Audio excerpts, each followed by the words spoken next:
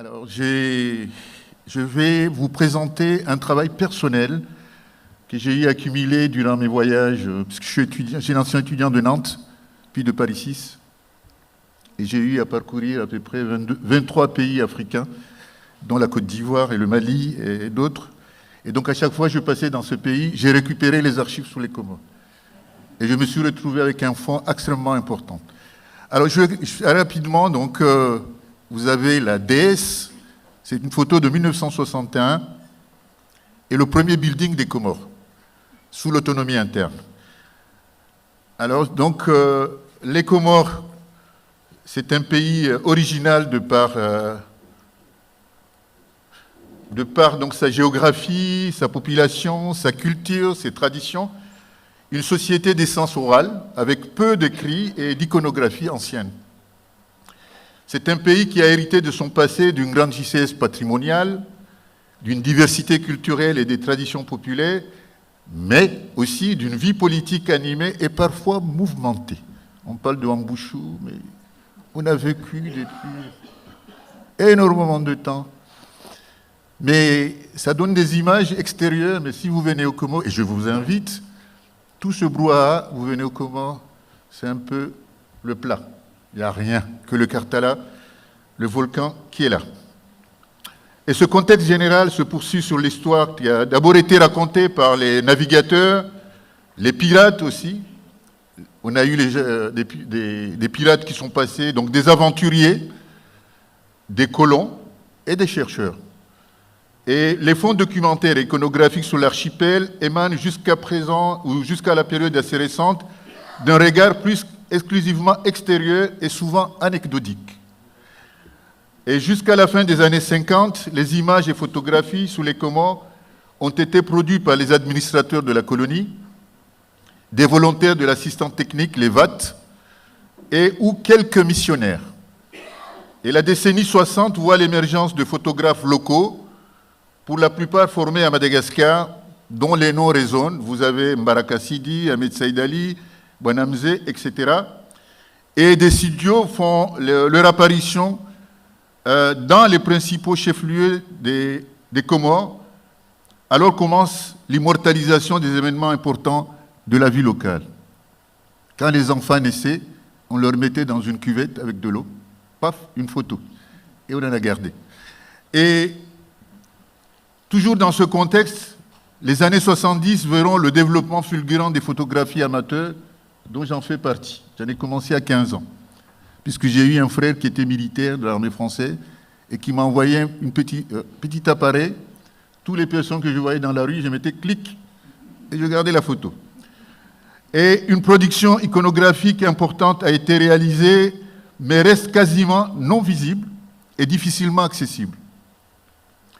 En 1979, le pays a mis en place le CNDRS, dont mon collègue a présenté ici, dont la mission première était la constitution d'un fonds iconographique national. Le CNDRS reste la seule et unique institution publique à disposer d'un fonds iconographique, et un travail louable a été réalisé par cette institution. Cependant, les collections existantes restent limitées. Alors, quel a été le projet de collecte des images? C'est un travail fastidieux que j'ai eu à effectuer depuis mon retour de France dans les années 90. Il s'agissait donc d'un fonds au départ personnel, du lycée, du quartier, et il y avait des photos d'événements familiaux de la ville de Moroni où je suis né, des photos du collège et du lycée qui était le seul et unique collège donc, de l'archipel, des photos des proches qui étaient installés à Madagascar, à Zanzibar et en France, généralement de la Tour Eiffel, des photos de politiciens et de militants politiques, et une collection de timbres que je dispose jusqu'à présent, que j'ai commencé à échanger avec les correspondants à l'époque, parce qu'on avait un correspondant en Europe. Alors, vous avez ici quelques images de la famille, dont mon frère, donc, sous les escaliers de Marseille. C'est une photo de 1966. Et vous avez également un groupe qu'on appelait des navigateurs, ceux qui naviguaient sous les bateaux, qui sont à Paris dans un café, qui n'existe pas au Comores, le café. Et donc vous les voyez bien habillés, tirés à leur épingle avec des vêtements endimanchés. Alors, ensuite, après mon séjour en France de 10 années, pour mes études universitaires, j'ai décidé un retour volontaire pour m'installer aux Comores. Et là, il y a eu l'idée de constituer une base de données documentaire et iconographique personnelle avec un objectif d'aider les jeunes chercheurs et documenter et illustrer leurs travaux de mémoire et de thèse. Alors, les modalités de collecte des images. Vous voyez, c'est quelques négatifs, comme on les appelait. Et ce travail de collecte a consisté à demander à accéder aux nombreux albums photos familiaux et à sélectionner les photos ayant un intérêt social, économique et culturel et politique. Demander l'autorisation du propriétaire ou éventuellement du chef de ménage de les reproduire. À l'époque, c'était photo-photo. Et récupérer les négatifs abandonnés pour les reproduire en photo.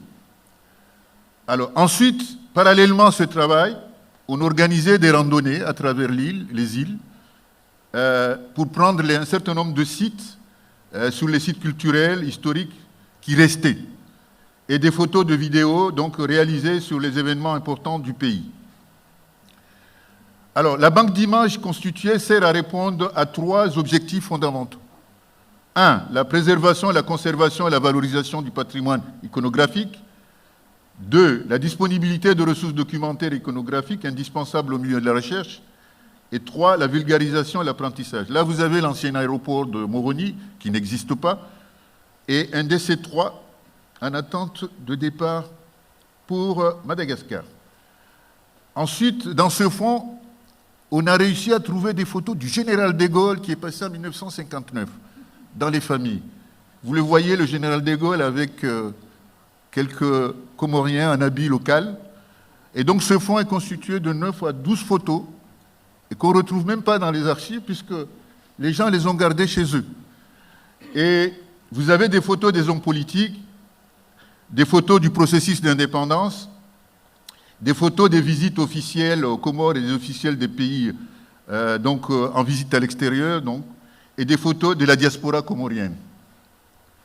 Alors ici, vous avez les photos de la période yéyé, les pattes d'éléphant, les mini-jeeps. Vous venez aux Comores maintenant, c'est l'inverse. Les gens sont en hijab, et on ne voit plus de mini-jeeps. Cette dame est actuellement responsable, que vous voyez, la première du Conseil national des droits humains. Elle a été la première femme ministre aux Comores, en mini-jupe. Et vous avez également l'habillement traditionnel. J'ai un fond extrêmement important là qu'on a fait avec le Oman et Mascate, parce qu'il y a des ressemblances. Et puis vous avez aussi des photos de costumes et parures traditionnelles, des instruments de musique, la gastronomie locale, l'art de construire, les danses traditionnelles, les grands mariages et les médinas. Alors tout ça, ça existe. Et la banque d'images a servi depuis 20 ans à organiser des expositions à l'Alliance française, au CNDRS, à l'Université des Comores et à de nombreuses localités. On se déplace et illustrer des documents de recherche universitaire et documenter les reportages donc, à des fins documentaires et publicitaires. J'ai donné un documentaire qui a été fait sous la reine de Bambao, donc à Marseille. On a également des photos qu'on a numérisées sous les métiers anciens, là, avec le Singer, là, la machine à coudre. Assurer une bonne gestion donc, de conservation de ces documents, rendre la collection accessible, en faire une archive ouverte pour la plupart. Alors, vous avez la salle de cinéma, la seule salle de cinéma qui existait à Alcamar. Et notre perspective, c'est de rendre cet archivage pérenne en dépassant donc la notion d'un simple stockage de données, contribuer à la conservation, à la disponibilité donc pour la communication. Et les photos collectées sont régulièrement publiées dans un média depuis 3 ans qui s'appelle AIBA, sous l'appellation des archives du Dr Ouledi. Et maintenant, dans les perspectives, c'est de rechercher des collaborations, ici, ailleurs, pour potentialiser le fonds déjà constitué en vue de l'élaboration de mécanismes pérennes de collecte, traitement et mutualisation de partage. Offrir une meilleure lisibilité et une accessibilité de bases de données des acteurs du développement. Je rappelle ici que le livre que j'ai publié sous les étudiants comoriens en France, j'ai intitulé des étudiants qui voulaient changer les Comores, mais que les Comores ont changé. Parce que tout ce qu'ils ont dit au quartier latin, c'est l'inverse qui les a retrouvés aux Comores. Il y en a qui étaient des militants actifs, maoïstes. Maintenant, ils sont des chefs religieux. Donc, les deux bouts se rencontrent. Et voilà, donc, votre serviteur, en train de filmer et valoriser ce patrimoine iconographique. Je vous remercie.